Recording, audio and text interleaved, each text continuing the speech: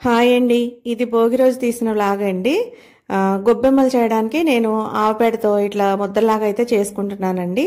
గొబ్బెమ్మలు అయితే పెట్టేశాను. అయితే ఇక్కడ విచిత్రం ఏంటంటే ఈ గొబ్బెమ్మలు పెట్టిన తర్వాత అదేదో తినేదనుకొని ఒక గొబ్బెమ్మనైతే కుక్క ఎత్తుకెళ్ళిపోయింది. అసలు ఎంత నవ్వు వచ్చిందోనండి. ఆ తర్వాత మళ్ళీ ఇంకొకటి చేసి అయితే పెట్టాను. ఇక భోగి మంట అయితే వేసుకున్నామండి మేము. అంతకుముందే వేశాను. తర్వాత పుల్లలు అవి పైకి ఎగదోసి చక్కగా చేసాము. మా అమ్మాయి హరిదాస్ వేసిందని చెప్పాను కదండి షార్ట్లో. అసలు ఎంత బాగా వేసిందోనండి. ఈ గొబ్బెమ్మల మీద పసుపు కుంకాలు వేసి ఈ పువ్వులు అయితే పెట్టేసి ఇట్లా అయితే చేసుకున్నామండి. తర్వాత అయితే తెల్లవారిన తర్వాత పాలు తీయడానికి అయితే వచ్చేసామండి మేము. పాలు అది తీసుకున్న తర్వాత ఇంకా మిగతా పనులన్నీ స్టార్ట్ చేశానండి. ఇదిగోండి దూడ. అసలు ఈ దూడ వేషాలు చూస్తే అసలు భలే ఉంటుందండి. ఇదిగో ఈ పరదాలు ఎక్కేసి అసలు మధ్యలో కట్లన్నీ పీకేసిందండి. అక్కడ ఎలా లాగేస్తుందో అసలు ఇవన్నీ అయితే. ఇదిగోండి పాలు అయితే తీస్తున్నాను నేను. కొంతమంది పాలు తీసే వీడియో పెట్టమని అడుగుతున్నారు. ఇంకా ఇలా చిన్న చిన్న క్లిప్స్లో పెడుతున్నాను కదా అని చెప్పి ఇంకా ఫుల్ వీడియో అయితే పెట్టట్లేదండి పాలు తీసేది. ఇదిగోండి గోగుతుంటే అసలు ఎంత చక్కగా గోకించుకుంటుందోనండి మెడపైకి ఎత్తేసి అయితే ఆవు. తర్వాత నేను లోపలికి వచ్చేసి కాఫీ అయితే పెట్టారండి మా వారికి నాకు. కొద్దిగా నీరసంగా ఉంది, కాఫీ పెట్టమని అన్నారు. ఇంకా ఆవుని దోడిని కడుక్కోవడానికి అయితే వెళ్ళాలి కదా అని చెప్పి ఈలోపు కాఫీ తాగి వెళ్ళొచ్చని అయితే కాఫీ అయితే పెట్టేసుకున్నామండి మేము. కాఫీ పెట్టుకున్న తర్వాత బయట కూర్చుని అయితే తాగాము. ఈలోపు మా అమ్మాయి ఆవుని దూడని భోగి మంటని ఇలా ఒక వీడియో అయితే తీసిందండి చిన్నగా. భోగి మంట ఇంకా కాలుతూనే ఉంది. బయట కూర్చుని కాఫీ అయితే తాగుతున్నామండి మేము. చాలా రోజుల తర్వాత నేను ఇలా బయట కూర్చుని కబుర్లు చెప్పుకుంటూ కాఫీ అయితే తాగామండి. ఈ మధ్య ఈయనకి సీజన్ నుండి ఏదో హడావిడిగా ఏదో వెళ్ళిపోతూ ఉన్నారు. ఇదిగోండి ఆవుని దోడిని కడగడం అయితే స్టార్ట్ చేసేసాం మేము. పేడ అయితే బాగా పామేసుకొని అసలు ఎండిపోయి ఈయన అసలు ముందే నానబెట్టి వచ్చారు కాఫీ తాగడానికి. ఆ తర్వాత నేను రుద్దాను. ఎక్కువ శాతం ఈయనే కడుగుతారండి ఆవుని. ఇవాళ కొంచెం నీరసంగా ఉందన్నారని చెప్పి నేనైతే కడిగాను.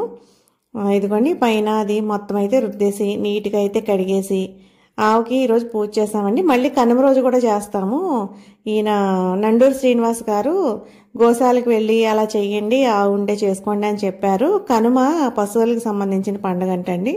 అందుకని చెప్పి ఆ రోజు కూడా చేసుకుందామని అనుకున్నాము. వీటికి బంతిపూలు మాలయ్యి గుచ్చానండి నేను స్నానం అది చేసిన తర్వాత. మళ్ళీ కనుమ రోజు కూడా కొన్ని పూలు అయితే ఉంచుకున్నాను నేను బంతిపూలు. ఆ రోజు కూడా వీటికి కడతామండి. నా చిన్నప్పుడు అసలు సంక్రాంతి పండుగ అంటే అసలు ఎంత హడావుడిగా ఉండేదనండి. ఎంతైనా హడావుడి అయితే తగ్గిందండి. ఆవును కడిగేసిన తర్వాత ఇదిగోండి దోణ్ణి కూడా కడిగాము. ఇది ఫస్ట్లో కొంచెం ఇలా కడగనిచ్చింది కానీ మొహం దగ్గరికి వచ్చాక అసలు ఈయనకి నాకైతే చుక్కలు చూపించిందండి. అసలు కడగనివ్వలేదు. ఇక అలాగే బలవంతంగా అయితే ఇంకా కడిగేసాము. ఇది కూడా పేడలో పడుకొని ఈ పక్కంతా చెంపంతా మచ్చలు పడిపోయి గచ్చు మీద కాటాను అనుకుంటండి. బాగా మచ్చలుగా ఉన్నాయి. తడి మీద అయితే మరీ మచ్చలు ఉంటాయండి. ఆవుని దోడిని కడిగేసిన తర్వాత స్నానం చేసేసి వచ్చి ఇలా పొంగల్ చేయడానికి అయితే తెపాలకి పసుపు రాసి బొట్లు పెట్టుకొని ఇలా పాయసం అయితే వండేస్తున్నానండి నేను. అది ఉడికేలోపు ఈలోపు పూలు గుచ్చేసుకోవచ్చని అది సిమ్లో పెట్టేసి పూలు గుచ్చుకోవడానికి అయితే వచ్చానండి నేను. ఎరుపు పసుపు 2 రకాలు తెప్పించానండి బంతి పువ్వులు. ఎరుపువేమో చిన్న పువ్వులు కాటానే ఎక్కువ వచ్చాయి, పసుపు పెద్ద పువ్వులేమో తక్కువ వచ్చాయి. అందుకని ఎరుపు ఎక్కువ పసుపు తక్కువ వేసి అయితే గుచ్చానండి. ఫస్ట్ ఆవుకైతే గుచ్చేసాను. ఆవుకు గుచ్చిన తర్వాత ఇంకా దూడ కూడా గుచ్చడం స్టార్ట్ చేశాను. ఇది దోంతర్లు కుట్టడానికి తెచ్చారండి ఈ దారం. ఇది మిగిలింది. సరే ఇదైతే తెక్కకుండా గట్టిగా ఉంటుందని చెప్పి దీంతో అయితే గుచ్చడం అయితే స్టార్ట్ చేశాను నేను. బొంత సూదులు ఇలా పువ్వులు గుచ్చినప్పుడల్లా పువ్వులతో పాటు ఆ తుక్కుతో పాటు ఎన్ని సూదులు పడేసానో అసలు నాకే తెలియదండి. ఈ సూదులు మాత్రం ఈసారి జాగ్రత్తగా ఉంచుకుంటున్నాను. ఇదిగోండి పాయసంలో బెల్లం కూడా వేసేసి అయితే నేను ఉడికిపోయిన తర్వాత లాస్ట్లో బెల్లం వేసేసి కలుపుతున్నానండి. ఆ తర్వాత ఇలాచి పొడి వేసేసి పాయసం అయితే రెడీ చేసేసుకున్నాను. ఈలోగా మా అమ్మాయికి పన్నీరు క్యాప్సికమ్ ఇదైతే రెడీ చేస్తున్నానండి మార్నింగ్ టిఫిన్ కింద చేయడానికి. ఈ వీడియో కూడా ఉంది మన ఛానల్లో, ఎవరికైనా కావాలంటే అయితే చూడండి. ఈ పాయసము కూడా అయిపోయింది. ఇంకా ఇది కూడా అయిపోయింది. పాయసం అయితే గిన్నెలోకి తీసేస్తున్నానండి నేను దేవుడికి పెట్టడానికి. ఇంకా పెద్దలకు పెట్టుకుంటారు కదండి ఈరోజు చనిపోయిన వాళ్ళకి, అలా వాళ్ళకి పెట్టడానికి దేవుడి దగ్గర పెట్టడానికి ఇట్లా 4 గిన్నెల్లో అయితే తీసేసి దానిలో అయితే నెయ్యి వేసానండి. నెయ్యి అయితే కంపల్సరీ వేయాలంటండి ఏ ప్రసాదం పెట్టినా సరే. తర్వాత ఆవు దూడ దగ్గరికి అయితే వచ్చేసానండి, పాయసం గిన్నెలోకి తీసేసి వీటికైతే పసుపు రాసి బొట్లు పెట్టడానికి. అయితే మొన్న ఒక వీడియో పెట్టాను కదండి, పాత వీడియో ఉందని చెప్పి, దానిలో ఫస్ట్ నేను మొహానికి రాసానండి బొట్టు. ఒకరు మొహానికి కాదు, ఫస్ట్ వెనక భాగంలో రాసిన తర్వాత మొహానికి పెట్టాలని చెప్పారు. మంచి ఎవరు చెప్పినా తీసుకోవచ్చండి, తప్పే లేదు. అందుకని చెప్పి నేను ఫస్ట్ మళ్ళీ వెనక పెట్టడం అయితే స్టార్ట్ చేశాను. మొన్న కార్తీక మాసంలో పంతులు గారు ఏదో ఒక కథ కూడా చెప్పారండి. ఫస్ట్ ఆవు వెనక భాగంలోనే పూజ చేయాలని కూడా చెప్పారు. మొహానికి పూజ పనికిరాదు, వెనక భాగానికే చేయాలని చెప్పి. ఈ పసుపది తోకకైతే అస్సలు పసుపు రాయనివ్వలేదండి, కొట్టేసుకుంటానే ఉంది. ఆ పసుపు రాసేసి ఆవుకి దూడకి రెండింటికి కూడా బొట్లు అయితే పెట్టేశానండి నేను. ఆవు పసుపు రాసి బొట్లు ఉంచుకుంది, కానీ దూడైతే అసలు ఒక గంటకే అసలు మనం రాసామా లేదా అని అసలు ఆనుమాలు కూడా లేకుండా చేసేసిందండి. మరి ఆవు నాకిందో తెలియలేదు, దూడ ఏమన్నా చెరిపేసుకుందో తెలియలేదు. అసలు ఆ దూడకు కూడా ఎక్కువ వెంట్రుకలు ఉంటానా, పచ్చగా ఎంత బాగుందోనండి. ఇదైతే అసలు తినడానికి ఏమీ లేకపోతే మనుషులు బట్టలే తినేస్తుందండి. అసలు ఎంత ఇది చేసినా సరే కోపం కూడా వచ్చిందండి నాకు లాస్ట్కి. ఎంత కోపం వచ్చినా దీన్ని మాత్రం అసలు ఒక దెబ్బ కొట్టమండి. చాలా ప్రేమగా చూసుకుంటాము, ఇంట్లో పిల్లల్ని ఎంత ప్రేమగా చూసుకుంటామో అంత ప్రేమగా. ఇదిగోండి, తర్వాత ఈ పసుపు రాసి బొట్టు పెట్టేసిన తర్వాత పూలదండలు తీసుకురావడానికి అయితే వెళ్ళానండి నేను. పూలదండలు కట్టేసిన తర్వాత బెల్లం ముక్క అది అయితే పెట్టానండి నేను.